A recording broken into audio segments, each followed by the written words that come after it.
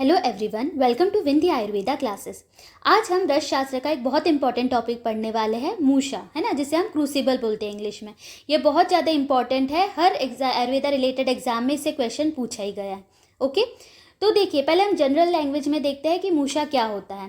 ठीक है, तो देखिए अब कोई भी द्रव्य है, यदि हम उसको डायरेक्ट अग्नि में रख देंगे तो क्या होगा, तीव्र अग्नि से नष्ट हो सकता है ना, और साथ में क्या होगा, उसमें अपमिश्रण भी हो सकता है। लेकिन मूषा क्या करती है, मूषा के अंदर रखकर हम किसी द्रव्य को पकाते हैं या पिघलाते हैं तो क्या होगा, एक तो तीव्र अग्नि से नष्ट भी नहीं होगा वो, और साथ में उसमें अपमिश्रण भी नहीं होगा, है ना। तो देखिए इसकी निरुक्ति में भी वो यही बोल रहे हैं कि मुष्णाति दोषान मूष्यान सा मुषेति निगद्यते। रस रत्न समुच्चय 10/2 का श्लोक है, जिसमें द्रव्यों को गर्म करने या पिघलाने से, है ना, द्रव्य स्थित दोषों को दूर किया जाए। ठीक है, तो मूषा क्या है, जो द्रव्य स्थित दोषों को दूर करे उसे हम मूषा कहते हैं। ठीक है, अब सेकेंड क्वेश्चन आता है, देखिए उपादान कारण मतलब किसके द्वारा बनती है ये। ठीक है, मूषा बनाने का साधन क्या है, तो एक तो है लोह चूर्ण और एक है मिट्टी। ठीक है, ये दो चीज आपको याद रखनी है। अब देखिए, अब हम देखते हैं मूषा के पर्याय और क्या क्या नामों से बुलाते हैं।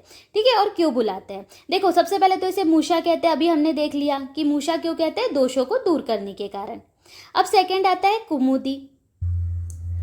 तो कुमुदी क्यों बोला है इसको, कुमुद पुष्प के आकार के होने के कारण, है ना, कुमुद पुष्प आकार, ये याद रखना, इसीलिए इसे कुमुदी बोला है। ठीक है, देन इसे बोला है कुमुदिका।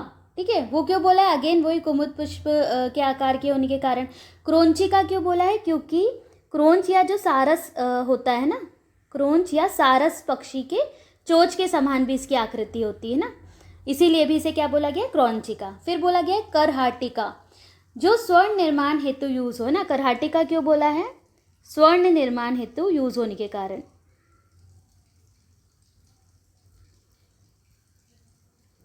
ओके, फिर आता है पाचनी, औषधियों को पकाया जाए। ठीक है, क्योंकि अग्नि देकर हम पकाते हैं ना इसके अंदर रखकर, तो पाचनी क्यों बोलते हैं, पकाने के कारण ना, इसीलिए औषधि को पकाने हेतु यूज होती है, इसीलिए हम इसे पाचनी कहते हैं। अब वही अग्निमित्रा, जिसका अग्नि से कोई हानि ना हो, है ना, कोई बैर ना हो, वही अग्निमित्रा। और मूषा हमने पढ़ ही लिया, क्यों बोलते हैं, दोषों को दूर करने के कारण, ये इंपॉर्टेंट है ना, दोषों को दूर, द्रव्य के दोषों को दूर करने के कारण इसे हम मूषा कहते हैं। ओके, अब नेक्स्ट आता है इसकी संख्या। तो मूषा की कितनी संख्या बताइए, 17। ठीक है, ये 17 याद रखना है हमें अच्छे से, मूषा की संख्या है 17। इसे आप ऐसे भी याद कर सकते हैं, देखो हमने मूषक की संख्या कितनी पढ़ी थी, मूषक होते हैं 18 प्रकार के। ठीक है, मूषा में से क हट गया, एक चीज कम कर दी ना हमने, तो मूषा हो गई 17 प्रकार की। ठीक है, तो इस तरह से आपको याद रहेगा कि मूषक है 18 प्रकार के और मूषा है 17 प्रकार की। अब देखिए मेनली जो एग्जाम में पूछा जाता है, ठीक है, वो है ये 17 मूषा के बारे में। ठीक है, तो वो हम इजी ट्रिक्स के थ्रू पढ़ते हैं कि वो कैसी कैसी होती है और किसके लिए यूज होती है ना। तो फर्स्ट क्वेश्चन आता है वज्रमूषा। ठीक है, वज्रमूषा क्या है, जो कि दृढ़ पदार्थों के सत्वपातन के लिए यूज होती है, जैसे अभ्रक। ठीक है, तो इसको आप ऐसे याद कर सकते हैं कि देखिए वज्र मतलब क्या होता है, एक्चुअली में हीरा होता है। तो हीरा क्या होता है, बहुत ज़्यादा हार्ड होता है। तो हार्ड चीज़ के लिए हम कौन सी यूज़ कर रहे हैं, वज्रमूषा यूज़ कर रहे हैं, है ना। तो दृढ़ पदार्थ के लिए वज्र है। अब देखिए सेकेंड आता है वृंताक मूषा। ठीक है, खरपर आदि मृदु पदार्थों के सत्वपातन के लिए यूज होती है। और देखिए नाम से समझ में आ रहा है वृंताक कैसी, वृंताकार है। अब देखिए इसको आप यहाँ पे जो आप डायग्राम देख रहे हैं, वहाँ पे दिख रहा होगा कि एक बैंगन के आकार की दिख रही है ना, और ऊपर देखिए जो इसका मुख है कैसे, धतूर पुष्प के समान है ना।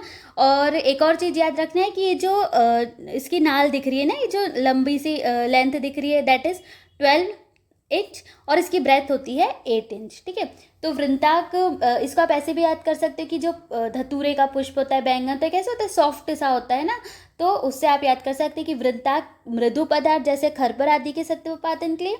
और वज्र, वज्र का मतलब होता है हीरा। हीरा मतलब बहुत ज़्यादा हार्ड चीज़ है ना, जिसके लिए हमें ड्यूरेबल और स्ट्रॉन्ग मूषा चाहिए। तो दैट वज्र मूषा जो है वो दृढ़ पदार्थ के लिए यूज होती है, जैसे अभ्रक।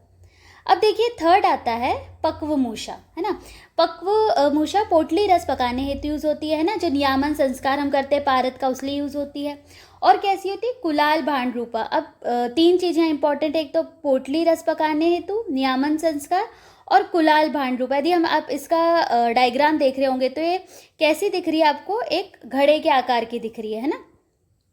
यहाँ पे लिख लीजिए, कुलाल मतलब क्या होता है, कुलाल भांड रूपा, है ना, मतलब घड़े के समान दिख रही है आपको, है ना।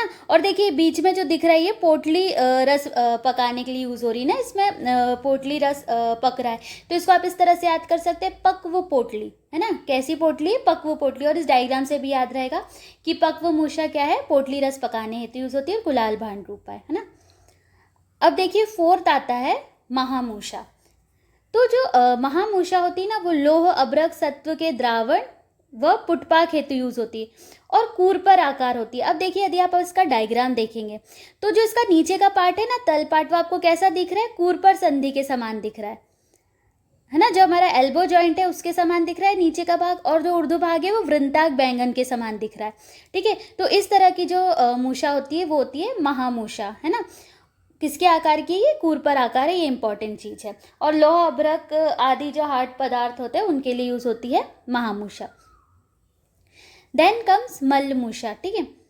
देखिए ये परपटी व अन्य रसों के स्वेदन हेतु यूज होती है ना, परपटी अन्य रसों के स्वेदन के लिए मल्लमूषा यूज होती है। अब देखिए ये कैसे बनती है, तो जो हम संपुट करते हैं ना मृत्तिका का, मतलब दो हमें एक जैसे शराब लेने हैं, यहाँ पे आप दिख रहे होंगे आपको, है ना, दो शराब, और बीच में हमें मृत्तिका से संपुट करना है। तो इस तरह से जो ये बनेगा, है ना, दो शराब और संपुट के थ्रू ये जो बनेगी, इस तरह की जो मूषा बनती है वो होती है मल्लमूषा, ठीक है, जिसमें दो शराब और मृत्तिका का संपुट यूज होता है, वो मल्लमूषा होती है, ठीक है। परपटी व अन्य रसों के स्वेदन हेतु यूज होती है। देन सिक्स्थ आता है मूसल मूषा। देखिए चक्रीबद्ध रस बनाने में यूज़ होती है, तो इसको आप ऐसे याद कर लीजिए कि मुसली है ना, मुसली से हम ऐसे गोल गोल घुमाते हैं ना, तो क्या बन जाता है, कुछ ऐसा चक्र जैसे आप गोल गोल घुमाएंगे मुसली से, तो उससे आप याद कर लीजिएगा कि मूसल मतलब चक्री। तो चक्रीबद्ध रस वाले रस बनाने हेतु यूज़ होती है। अब देखिए नेक्स्ट आता है गोल मूषा, है ना। निर्वक्त्र मूषा होती है, मतलब हम क्या करते हैं, देखो इस तरह से राउंड शेप में है, हमने एक छोटा सा पहले तो होल किया, वहाँ से जब हमने द्रव्य डाल दिया, उसके बाद हम क्या किए हैं, इसको क्लोज कर दिए है ना। तो इसका मुख हमने क्या कर दिया है, क्लोज कर दिया है, राउंड शेप की हो गई है ना, इसका माउथ हम क्लोज कर देते हैं, ठीक है। तो एक ऐसा आकार हो जाता है जैसे बच्चा है गर्भ में ना, तो इस तरह से राउंड आकार हो जाता है, ठीक है। तो ये क्या करती है, द्रव्य को बाहर निकलने से रोकती है, क्योंकि हम इसको पूरी तरह से बंद कर देते हैं, ठीक है। निर्वक्त्र मूषा होती है, जिसका मुख नहीं होता है, हमने उसे बंद कर दिया, तो ये है गोल मूषा। अब देखिए नेक्स्ट आता है वर मूषा, ठीक है। ये क्या होती है, जो एक प्रहर अग्नि सहन करते, मतलब 3 घंटे तक जो अग्नि को टॉलरेट कर सकती है, वो है वरमूषा, ओके। फिर देखिए गार मूषा क्या है, जो 2 प्रहर तक अग्नि सहन कर पाए, है ना, 6 घंटे तक जो अग्नि को सहन कर पाए, दैट इज गार मूषा। अब आता है वज्र द्रावणी, वो जो 4 प्रहर अग्नि सहन कर पाए, मतलब टोटल 12 घंटे, ठीक है। और भूनाग, मृत्तिका, खटमल, रक्त, ये सब इसमें प्रयुक्त होते हैं, ठीक है। तो देखिए 3 चीज याद रखना है, वर मूषा, वर, गार और फिर वज्र, ठीक है। वर मूषा 1 प्रहर अग्नि 3 घंटे जो टॉलरेट कर पाए, गार मूषा जो 6 घंटे तक टॉलरेट कर पाए, और वज्र द्रावणी जो 4 प्रहर अग्नि मतलब 12 घंटे तक जो अग्नि को सहन कर पाए, दैट इज वज्र द्रावणी मूषा, ओके। फिर आता है योग मूषा। देखिए ये विशेष गुणकारी पारद सिद्धि हेतु, है ना, ये इंपॉर्टेंट है, विशेष गुणकारी पारद सिद्धि हेतु जो यूज होती है वो योग मूषा है। और कैसी होती है, कुमुद आकार की, आप डायग्राम में देख रहे हैं कुमुद के आकार की दिख रही है, ठीक है। तो योग मूषा ये याद रखना है। अब देखिए अब आता है गोस्तनी मूषा। यदि आप इस डायग्राम में देखें तो गोस्तन के आकार की होती है ये, है ना।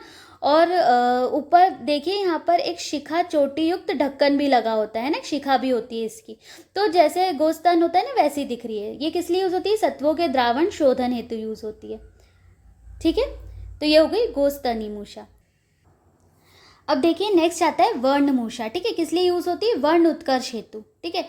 ऐसे ही देखिए रौप्य मूषा भी वर्ण उत्कर्ष हेतु है, ठीक है। बस डिफरेंस क्या है, वर्ण मूषा में रक्त वर्ग के द्रव्यों की भावना है, ठीक है, जबकि रौप्य में, रौप्य मतलब चांदी होता है ना, सिल्वर वाइट, तो श्वेत वर्ग के द्रव्यों की भावना है, ओके।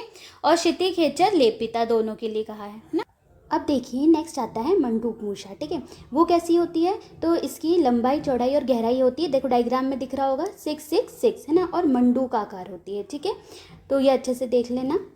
देखिए अब आता है विड मूषा, ठीक है। विड मूषा किस लिए यूज़ होती है, लोह भस्म निर्माणार्थ, ठीक है, ये इंपॉर्टेंट है, ठीक है। अब आता है सामान्य मूषा, ठीक है। देखिए सामान्य मूषा में जो बताया गया है कैसे बनी है, ये इंपॉर्टेंट है कि इसमें ठीक है 4 भाग वृत्तिका है, बाकी जितनी भी चीज़ बताइए देखिए सब 1 भाग है ना। कौन कौन सा है, दग्ध तुष है, क्षण है ना, शिखित्र कोयला है ना, और घोड़े की पुरीश, ठीक है। तो ये सब 1 1 भाग है और 4 भाग मृत्तिका से बनी और द्रव्यों के सत्वपातनार्थ यूज होती है, ठीक है।